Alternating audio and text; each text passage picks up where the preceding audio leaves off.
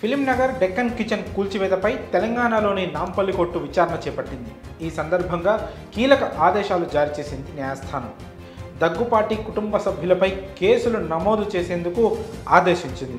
నటుడు విక్టరీ వెంకటేష్, ప్రముఖ నిర్మాత సురేష్ బాబు, ఆయన ఇద్దరు కుమారులు రాణా, అభిరామ్లపై కేసులు నమోదు చేయాలని ఆదేశాలు జారీ చేసింది. కోర్టు ఆదేశాలు ధిక్కరించి డెక్కన్ కిచెన్ కూల్చివేశారంటూ నందకుమార్ అనే వ్యక్తి కోర్టులో పిటిషన్ దాఖలు చేశారు. ఎమ్మెల్యేల కొనుగోలు కేసులో నిందితుడిగా ఉన్న నందకుమార్ పోలీసుల సహకారంతో తన హోటల్ను కూల్చివేశారని, కోర్టు ఆదేశాలు ఉన్నప్పటికీ ధిక్కరిస్తూ జేసీబీతో అక్రమ కూల్చివేతలకు పాల్పడ్డారని, కోట్ల రూపాయల నష్టం కలిగించారని పేర్కొన్నారు. ఉద్దేశపూర్వకంగా ఈ కూల్చివేతలు జరిగాయంటూ నందకుమార్ పేర్కొన్నారు.